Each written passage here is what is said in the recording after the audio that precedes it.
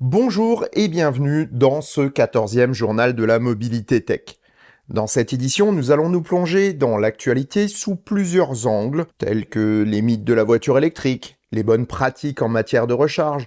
Nous évoquerons également le passé avec un prototype américain des années 70, mais aussi le futur avec un manifesto sous la forme d'un concept car. Si seul l'un de ces sujets vous intéresse ou que vous voulez en revoir un, vous trouverez un chapitrage dans la barre de lecture et dans la description. Bon journal!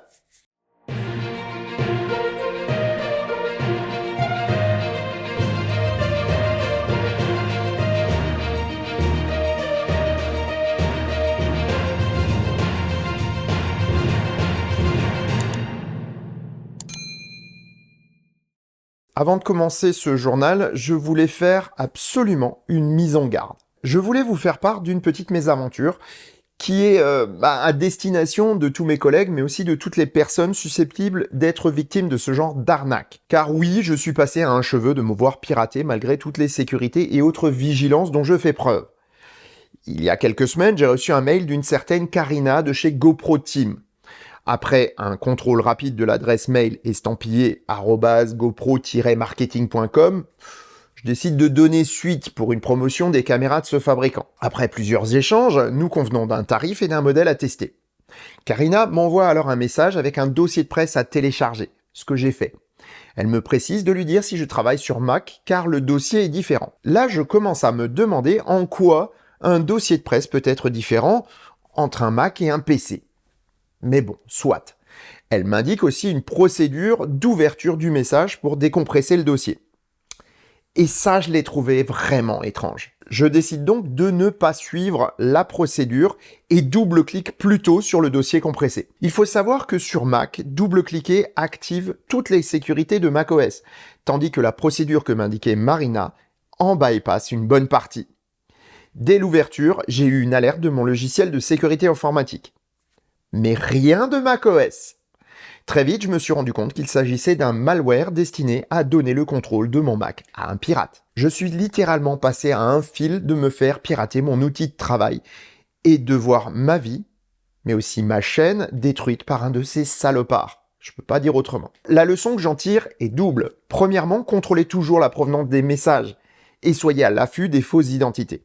Et deuxièmement, n'hésitez pas à investir dans un bon système de sécurité informatique. Depuis ce moment, j'en suis au moins à 3 mails similaires, dont un de Canon par exemple. Restez vigilants, les arnaques sont légion et deviennent de plus en plus courantes sur le net. Les messages sont de mieux en mieux ficelés et de plus en plus crédibles, donc vraiment, soyez vigilants. Ceci étant fait, voici les messages du jour. Le premier est destiné à mes filleuls Tesla. Je tiens à féliciter les 8 filleuls qui ont déjà pris possession de leur auto et les remercie de leur confiance. Pour ceux qui m'ont déjà donné leur lien de parrainage par mail, vous les trouverez en description de cette vidéo. Il remplace mon lien pour ceux qui veulent soutenir la communauté du Choucroute Garage par ce moyen. Merci à eux. Deuxième message du jour, mon partenaire ACC Shop déménage bientôt. C'est désormais officiel, Didier Dubicki a vendu la société à Lionel et Nathan, qui volent de leurs propres ailes. Ils ont acquis de nouveaux locaux que nous irons visiter bientôt car ils ont besoin de place pour leur projet. De beaucoup de place, vous verrez. Les bâtiments actuels d'ACC à Blotzheim sont donc à louer. Didier Dubicki m'a transmis l'annonce que je vous mets en description. Si vous cherchez des locaux commerciaux dans ce coin, c'est peut-être une bonne opportunité. Voilà, il est temps maintenant de passer au journal proprement dit. C'est désormais un mythe bien établi dans l'opinion publique. Les voitures électriques prennent feu, soi-disant souvent. S'il est vrai que comme tout matériau combustible, les batteries prennent feu, la fréquence restait sujette à caution, et une étude des données du Bureau d'enquête et d'analyse américain sur les incendies automobiles nous fait craindre l'engouement actuel pour les hybrides et non pour les électriques. Décryptage. En juillet 2024, Auto Insurance Easy publiait son analyse des données publiques de la NTSB, agence américaine qui enquête sur les accidents de toutes sortes, et de l'Agence internationale de l'énergie. En compilant les données, une image a commencé à émerger. Pour 100 000 voitures sur la route, ce sont un peu plus de 2000 exemplaires qui ont pris feu pendant la période concernée. Toute énergie confondue. Cela représente donc 2% de risque en moyenne. En décortiquant ces données, les causes sont multiples et une vaste majorité des sinistres a eu lieu lors d'accidents ou de catastrophes naturelles. La propagation d'un feu existant est aussi une cause majeure, tandis que les incendies spontanés à l'usage du véhicule sont nettement moins importants. Bien, maintenant voyons quelle est la proportion d'incendies en fonction de chaque type de motorisation.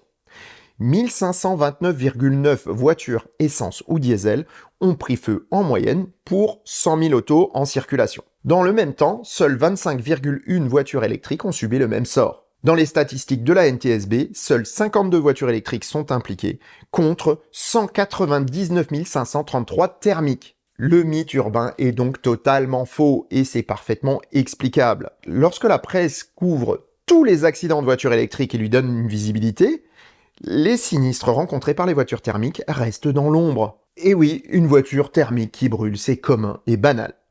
On a donc l'impression que les voitures électriques prennent plus feu que les autres, alors que c'est largement l'inverse. Reste une donnée qui pose souci. Les voitures thermiques ne sont pas celles qui prennent le plus feu, et de loin. 3474,5 voitures hybrides sont sujettes aux flammes pour 100 000 voitures en parc, et c'est plutôt logique d'un point de vue technique. Entre les systèmes thermiques et les contraintes énormes sur les batteries liées aux charges-décharges constantes, ce sont plus de 2 fois plus de causes d'incendie possibles. Et c'est en fait la proportion qu'on rencontre dans la vraie vie. Si les incendies en valeur absolue sont encore moins nombreux qu'avec les voitures thermiques, c'est essentiellement dû à l'importance du parc bien plus petit en hybride. Si ce type de motorisation a actuellement le vent en poupe, elle est pourtant la plus dangereuse à utiliser sans que personne ne pousse les hauts cris, comme pour les voitures électriques, qui pourtant sont 38 fois plus sûres que les thermiques et 88 fois plus que les hybrides. Décidément, la désinformation n'a pas fini de faire des dégâts. Un grand merci à Pascal Hureau, président de Fauve, pour m'avoir donné l'idée de ce sujet lors de sa conférence au Bourgogne Electric Day 2024. Si les incendies de voitures électriques sont rares, ils n'en sont pas moins spectaculaires. Feux nourris et parfois explosions font parler. LG, l'un des leaders dans la production de batteries, pourrait bien avoir trouvé une solution à cela. Si LG est un grand fabricant, le coréen est aussi connu malheureusement pour des soucis d'incendie à répétition sur ses cellules poches. Chevrolet Bolt, Hyundai Kona ou Volkswagen ID et autres Mercedes utilisent ou utilisaient ces poches pour propulser leurs autos avec les déboires que l'on connaît. Aujourd'hui, LG a besoin de retrouver la confiance de ses clients. Et finalement, les incendies qui ont terni l'image du fabricant l'ont poussé à faire des recherches pour réduire les risques et semble bien avoir trouvé quelque chose d'intéressant. Peu importe la cause d'un incendie de batterie, ce qui l'entretient et le propage dans les cellules, c'est l'emballement thermique lié à la multiplication des courts-circuits. Les températures montent tant et si bien que les séparateurs ne font plus leur effet. Il y a alors création de flux de courant pouvant faire monter les températures des cellules au point d'allumage de ces composantes. Les équipes techniques du coréen se sont alors dit que mettre au point un matériau permettant d'éviter ce flux de courant en court-circuit, en cas d'anomalie, serait une bonne méthode pour éviter l'emballement thermique et donc la combustion spontanée de cellules trop chaudes. Le nouveau matériau mis au point par LG a plusieurs caractéristiques. Premièrement, il est conducteur à des températures inférieures à 90 degrés. Sitôt cette limite atteinte, il devient un puissant isolant. Ainsi, la cellule qui chauffe trop se verra neutralisée avant que le séparateur ne soit plus en mesure d'éviter le court-circuit. Deuxièmement, le matériau est installé dans la cellule sous forme d'une feuille extrêmement fine, d'une épaisseur d'1 micron, sur le séparateur. La production de la cellule en elle-même n'est donc pas perturbée, c'est juste la production du séparateur qui se voit modifiée. Enfin, au-delà de 130 degrés, le matériau se désagrège et favorise l'extinction du feu. Les essais en laboratoire effectués par LG sont concluants, et même des cellules ayant pris feu, volontairement lors des tests, s'éteignent spontanément. LG devrait lancer des tests industriels à grande échelle dès 2025 afin d'intégrer cette technologie à ses cellules au plus vite.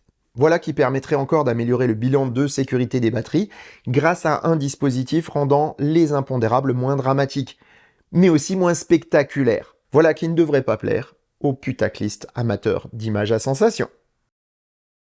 On s'y attendait déjà depuis quelques mois, une fonction historique des Tesla est en passe de disparaître. Après les superchargeurs gratuits, la connectivité premium gratuite, c'est Spotify Premium qui deviendra payant le 1er décembre prochain. Et ce, pour de bonnes raisons. Lorsque j'ai eu ma voiture en 2017, l'accès à Spotify directement dans ma voiture était une révolution.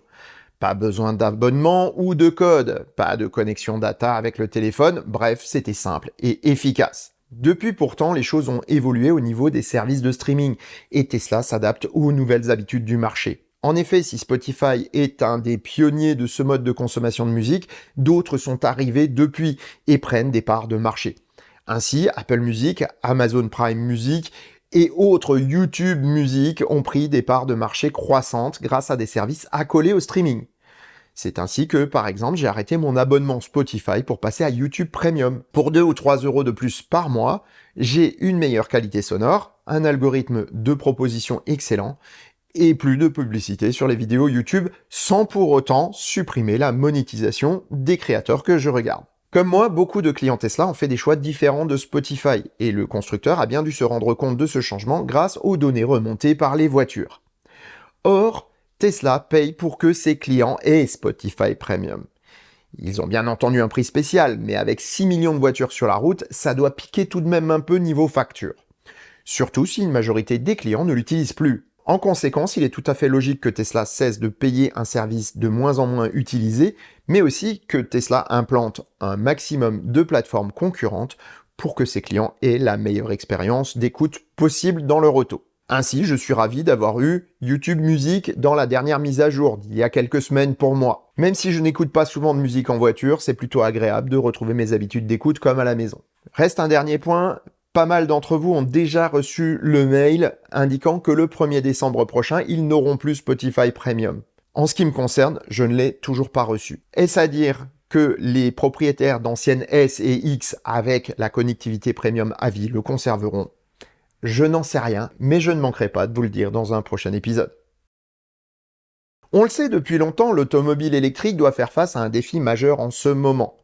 Celui-ci n'est pourtant ni technique, ni économique, ou même politique, mais d'ordre commercial.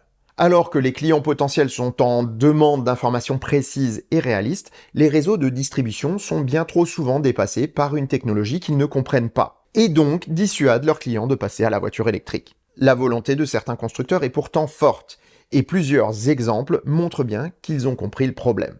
Lorsqu'on pense Chevrolet, on voit généralement des Corvettes, des Camaro ou des grosses berlines à moteur V8. Lorsque j'étais commercial de la marque, je passais plus de temps à expliquer que Chevrolet est une marque populaire et bon marché, plutôt qu'à vanter les mérites des voitures. Car oui, Chevrolet est la marque tout public de GM, contrairement à l'image qu'on en avait en Europe.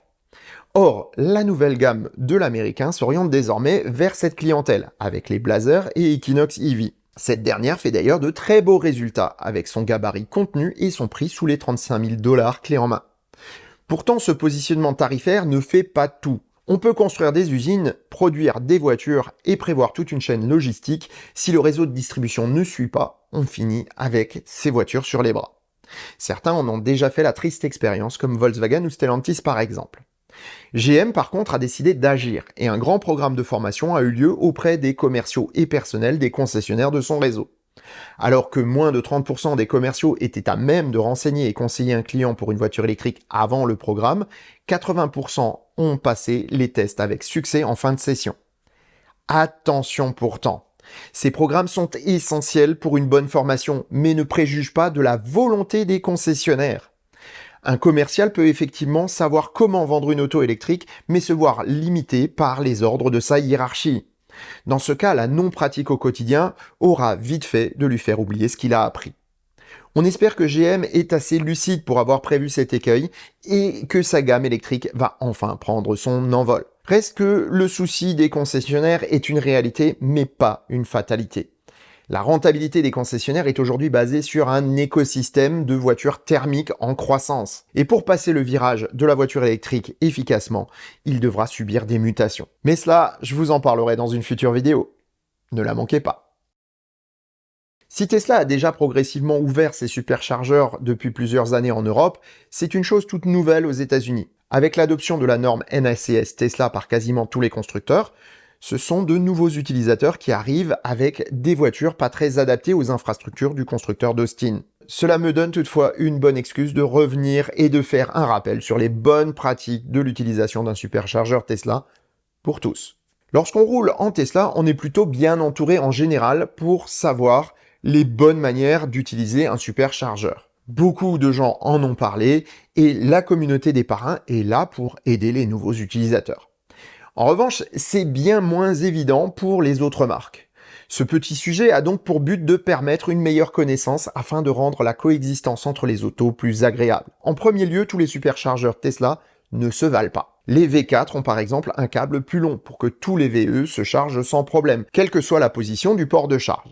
Ils sont à privilégier si vous avez une auto ne disposant pas d'une prise à l'arrière gauche ou à l'avant droite. Pour les autres versions, V3 et V2, il faut les différencier. Regardez si la borne comporte un ou deux câbles. Petit moyen mnémotechnique, les V2 en ont deux. L'un est en T2 et l'autre en combo CCS. Le T2 ne sert que pour les Tesla Model S et X d'ancienne génération, et aucune autre voiture. Pour tous les autres véhicules, c'est la prise combo qu'il faut prendre. Autre notion à savoir, les V2 partagent leur puissance entre deux bornes. Si deux autos sont branchées sur les bornes 1A et 1B par exemple, elles ne pourront recevoir que 74 kW au maximum, même si le superchargeur est estampillé 150 kW. Si un superchargeur est peu rempli, il est alors préférable de laisser une borne libre entre deux autos. Ensuite, que ce soit pour les V2 ou les V3, les câbles sont relativement courts. Privilégiez donc les bornes les plus à droite de la ligne si votre voiture a une disposition inversée par rapport au Tesla. Cela permet pour la voiture qui est au bout de ne pas bloquer plus d'un emplacement de recharge.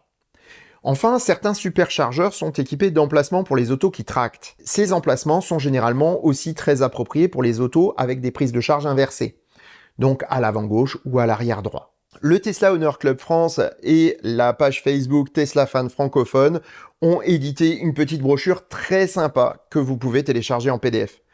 Demandez-leur, c'est très complet et bien fait.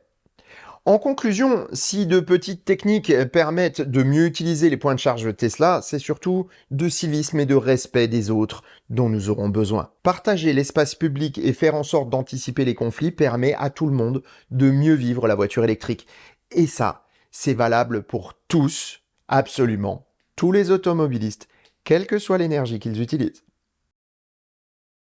Alors qu'on commence à espérer qu'un changement à la tête de Stellantis fera oublier les électriques conçus à la va-vite sous l'ère Tavares, on découvre qu'Opel, l'un des petits nouveaux du groupe, pourrait bien sortir le meilleur SUV familial de tout Stellantis. Attention toutefois aux apparences. Voyons de quel bois ce grand land électrique est fait.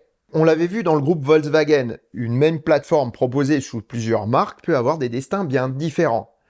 Alors que les ID4 et Q4 peinent à convaincre, le Skoda Enyaq fait une carrière très honorable.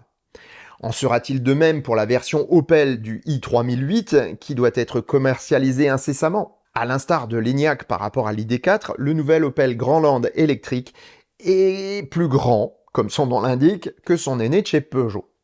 Avec 4,65 m au lieu de 4,54 m, il est un peu plus petit toutefois que le i5008. Contrairement à ce dernier, il restera uniquement disponible en version 5 places. Et c'est au bénéfice du coffre, mais aussi du poids. Et vous verrez que sur ce point, il y a beaucoup à dire. Un peu plus large et un peu plus haut que le Peugeot, ce nouveau Grandland a belle allure. C'est un avis personnel, mais je trouve que les designers du constructeur allemand ont fait du très bon travail. Sans renier ses origines, le nouvel Opel ne fait plus penser à une Peugeot maquillée, comme les récents produits proposés par la marque de Rüsselsheim depuis son rachat. Avec de grandes surfaces planes et un traitement bien fait des pièces comme la calandre ou les feux arrière, la voiture fait très qualitative. Je vous dis ça en photo, mais je l'ai vue en vrai, et croyez-moi, elle a vraiment fière allure, elle est superbe. À l'intérieur, on retrouve la sobriété et la praticité Opel, qui contrastent avec le high cockpit inutilement compliqué de la Peugeot. Les ergonomes ont visiblement ici eu leur mot à dire. La présentation simple à deux écrans dont le central de 16 pouces est idéalement placé remplace la majorité des commandes physiques, même s'il y en reste quelques-unes, par exemple pour la climatisation. Ceci aura forcément une influence sur les coûts de production. La standardisation mécanique aura également une telle conséquence, et contrairement aux anciens modèles, intègre correctement des éléments de bonne qualité. Moteur Vitesco et module CATL sont de très bons éléments déjà utilisés chez Peugeot. Mais s'ils sont intégrés n'importe comment dans une plateforme non conçue pour eux, cela donne de très mauvais résultats. En particulier en ce qui concerne la durée de vie des batteries.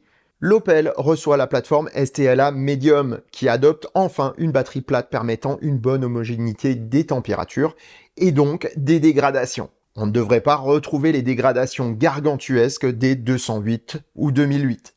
Le moteur de base dispose de 210 chevaux avec la petite batterie de 73 kWh et 230 avec celle de 98 kWh.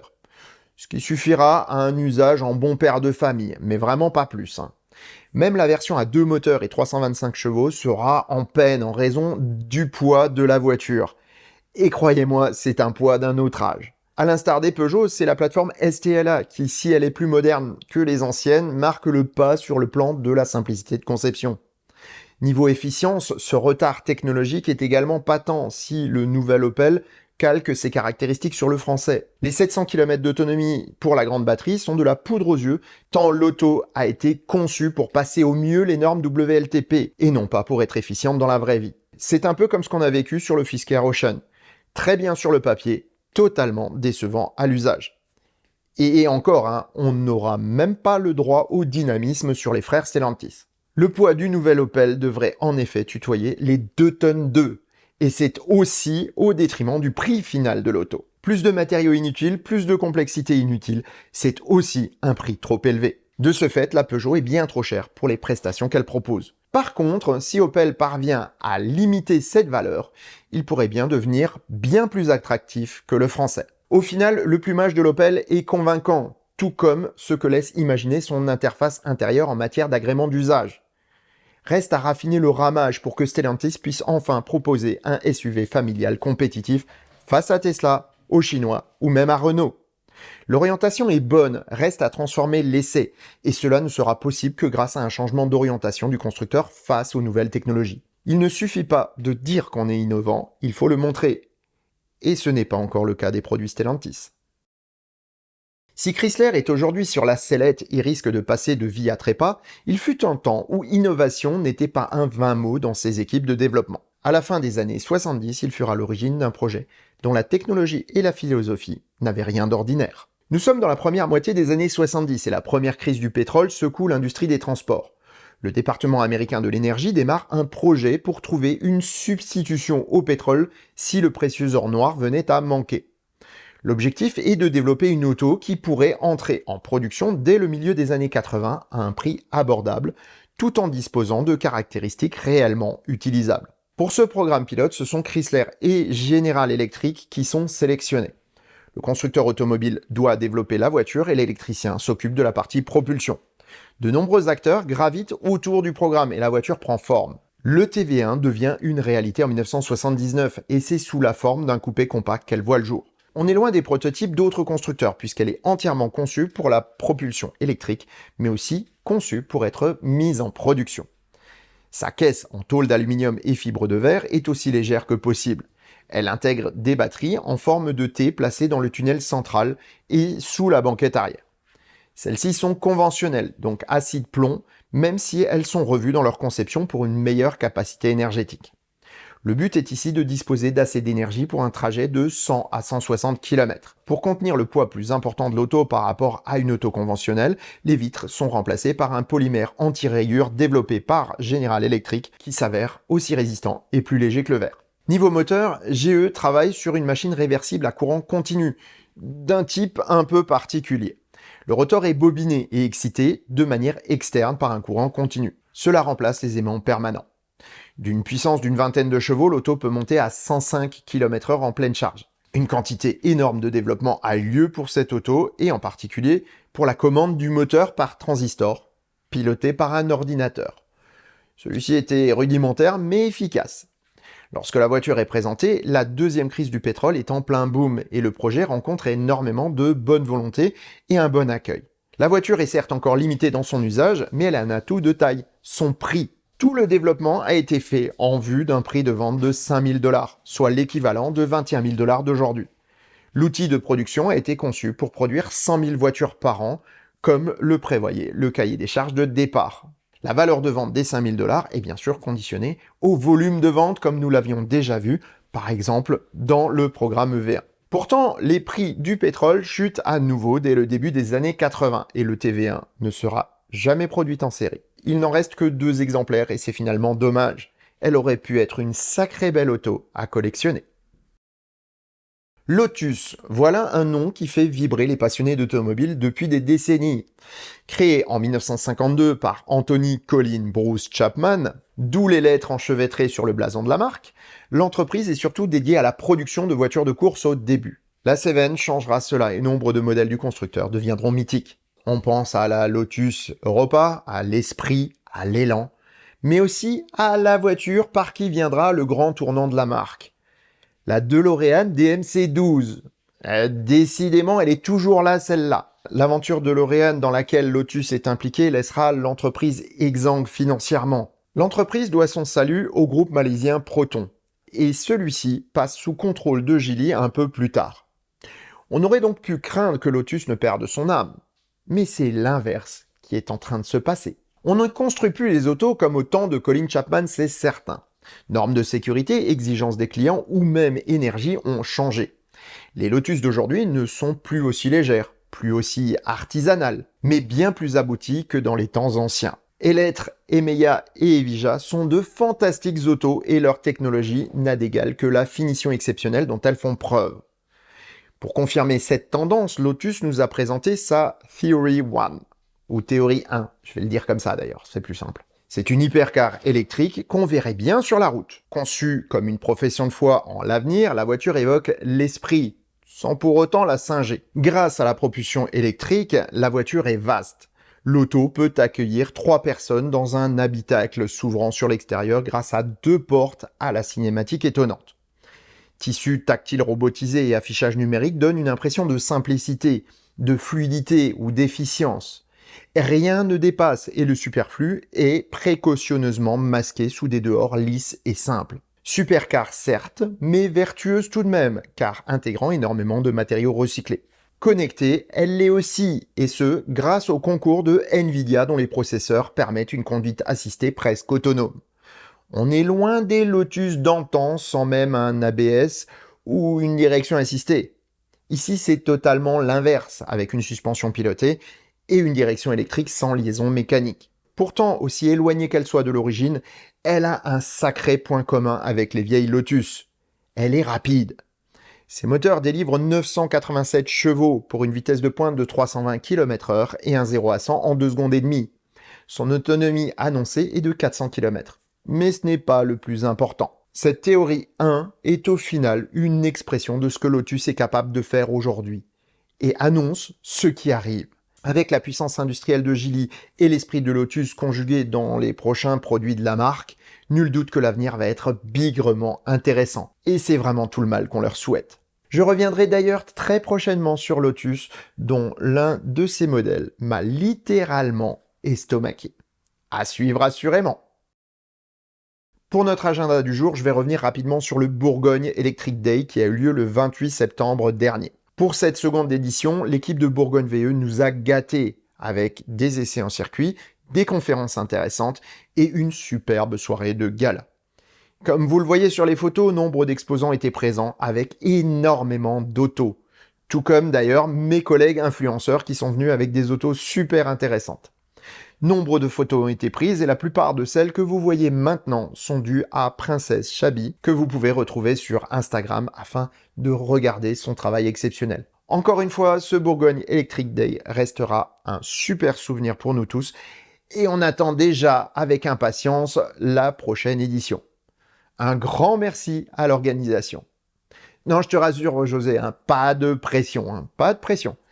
Mais il faudra en faire un 3e, c'est une obligation. Enfin, pour clôturer ce journal, petit message de Fabien Sturny, président du Tesla Owner Club France, qui organise énormément d'événements un peu partout en France au mois d'octobre. Vous pouvez trouver l'ensemble des événements grâce au lien en description. Nombre d'activités sont proposées, mêlant passion et convivialité. Finalement, c'est aussi un peu ça, un club automobile. Voilà, ce journal arrive à son terme, j'espère qu'il vous a plu. Merci pour les pouces et commentaires, et je vous donne rendez-vous mercredi pour une vidéo sur l'avenir des concessionnaires automobiles. Sur ces bonnes paroles, je vous souhaite bonne route, et vous dis à bientôt pour un prochain épisode de Choucroute Garage. Portez-vous bien. Ciao.